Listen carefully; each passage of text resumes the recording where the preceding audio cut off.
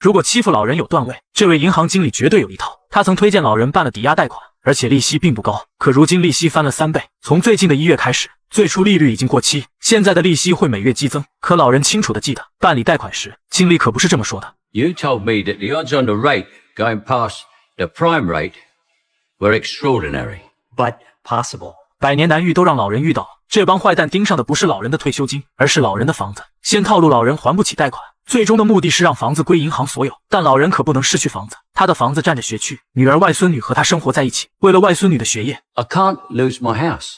Not to worry, you're on the yellow notice. The red one, it's more weighty. 就在银行经理得意之时，3名绑匪闯进银行，他们的目的很简单，那就是取点钱花花，并且素质极高，钱箱都是自己准备。劫匪让所有人4脚朝天 ，Everybody down！ 老人一肚子火气，他继续和经理理论，可却被劫匪老大听到。Gentlemen, it's best to remain silent. I'm cramping. Relax, please. You can sit up. Hey, no, not you. Pussycat. 出纳员为他们火速装钱，老人递出信封。就在这时，他看到劫匪的纹身，接着递出钱包，可劫匪拒绝了他，并告诉老人 It is a culture's duty to take care of its elderly. Chuck here couldn't give a crap. Chuck. 恰克被抢了钱包，又被劫匪一顿呵斥。劫匪完成任务后，大摇大摆离开银行。经理吓得尿了裤子，老人却意外的笑了。他向警方供出劫匪纹身，说得很细致，只要找到纹身工作室，就能找到纹身师，就能找到银行抢劫犯。可一个老头的建议，骄傲的联邦探员怎能相信？他们有自己的办案方法。于是，在晚间电视 We find this artist, then we can find our purple. It's pretty standard stuff, anyway. Hey, that's what we said. 好友威利看到新闻，3名劫匪抢走了160万，联邦探员仍然没头绪。又一件不好的事情传来，他们服务半辈子的工厂转移到越南，没有了美国业务，这里就没有财务责任，也就是在座的各位没有养老金啊。几位老人破产了，他们甚至交不上房租，即使律师打赢官司，等拿到赔偿的时候，他们也已经不在人世了。劳碌一辈子本该享福的时候，老人们却被套路，工厂甩了他们，银行又虎视眈眈，这个世界很不美丽。老乔提起那件抢劫案，他觉得应该策划干他一票。老乔走路蹒跚，这天回到家后，是银行寄来的红色通知，他仅有的房子将要归银行了。威利这边更不好，他如今已经病危，肾脏必须需要做移植手术才能继续活下去。可如今没了退休金，能吃饱肚子都是问题。女儿忙碌于工作，和孙女生活在国外，因为威利没钱，他们1年才能见到一次。本想说出这件事，可看到幸福又快乐的孙女，他还是选择没有开口。3个老人中，也就阿尔生活好一点，他有一技之长，可以教孩子吹萨克斯为生，甚至还迎来了爱情。男孩的奶奶对他一见钟情。这天是威利的生日，老友在救济站为他庆生，趁着没人注意 Think I may rob a bank. Over there? I'm thinking of robbing a bank. I'm thinking about buying a Ferrari. I just got drafted by the Knicks. Good week for everybody, huh? Good week. 老乔拿出红色通知，他只有1个月的时间，房子就归银行所有。他认为银行毁了这个国家，毁了许多人的梦想，不如大家一起干一票，然后逃之夭夭，光荣退休。最坏的情况，牢房里还有1张床，1日3餐。2兄弟很震惊，他们觉得老乔脑子坏了。We got skills, experience, smarts. Arthritis, gout, shingles. 这一晚，老乔接到威利电话，威利睡不着，辗转反侧。他也想每年多看几次女儿，去看他可爱的外孙女。可即使有那点退休金，也只是遥不可及的梦想。于是，在2个人商量后，他们决定了。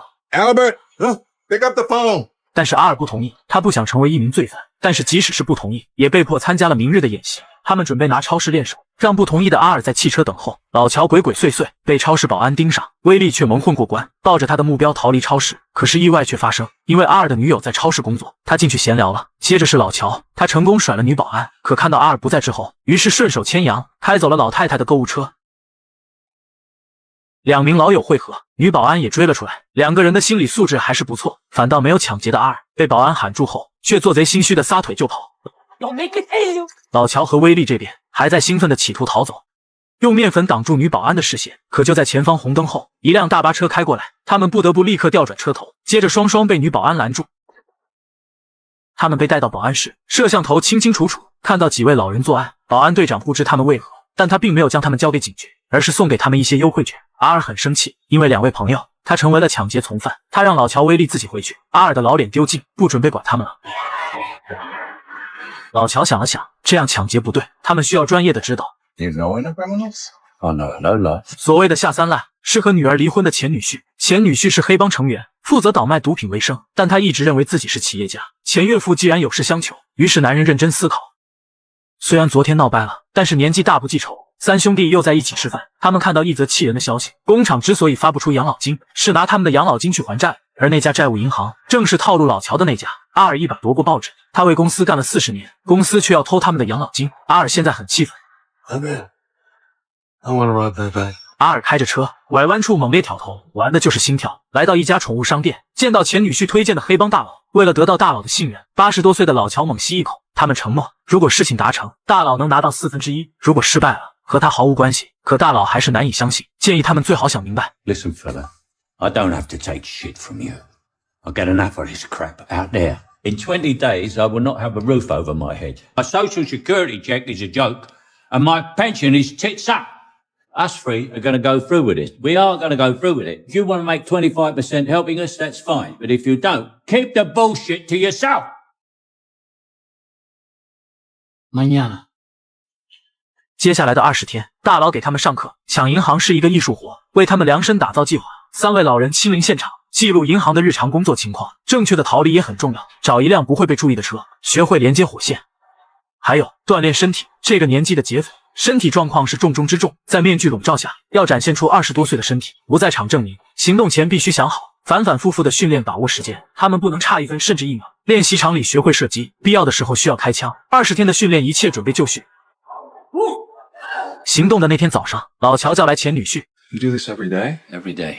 No shit. Yes, shit. Wish my dad did this for me. So does your daughter.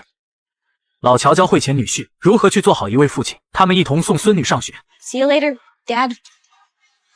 到了中午，河边的嘉年华派对，他们几乎和所有熟人打招呼。在下午2点半，3个人分别混出派对。老爷爷们戴好面具，同一时间进入银行，特制拐棍将门反锁。在2点45分准时。Ladies and gentlemen.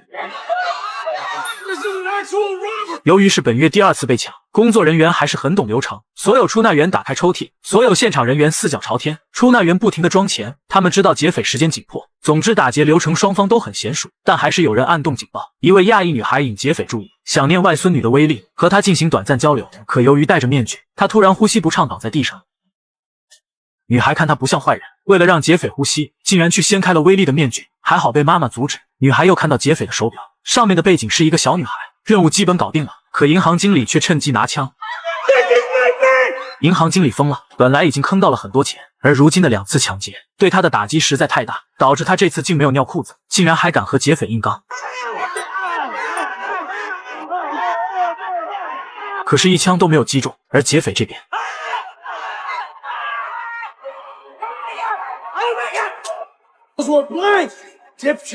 劫匪吩咐大家数100声数，接着开着那开不快的大车离开。当警方赶到时，一切已经为时过晚。3个老人摇身一变，如今一身轻松，满脸的微笑，合不拢嘴。他们这次没去救助站，而是来到高档餐厅小酌，微醺后互搭肩膀唱歌。就在这时，威利因病倒下了。肾衰竭的事没人知道，如果不立刻做肾脏移植，他大概就出不了医院了。经理和警方说，他们看起来很灵活，因为他开了数枪，他们竟然躲过了所有子弹。银行职员准备离职，这里实在太不安全了。那间超市的保安队长发现异常，新闻中的劫匪和上次的3个老人很像，经过录像的对比，走路简直一模一样。We're gonna need a copy of this. Got one right here. How about? I believe there's a reward. Reward? 威利的女儿和外孙女回国，阿尔和新女友过上幸福生活。老乔和前女婿在看外孙女球赛，可联邦探员挨个找上门。3名嫌疑人被带到警局，但他们早就做好准备，计划了完美的不在场证明。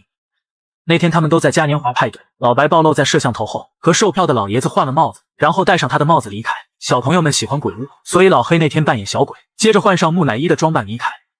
阿尔2点多还在棉花糖摊位，后来被老伙计换掉，之后来到厕所蹲坑，一蹲就是1个小时。其实他从厕所后面避开摄像头离开，他们趁着混乱离去，又在结束前回来，顺路销毁所有作案证据。阿尔从那间厕所出现，接着来到舞台和女友台上唱歌。老白在路上见了黑帮大佬，将所有的钱交给他保管。最后是老黑，他进了鬼屋，又从鬼屋出来，真是老人们劳碌的一天。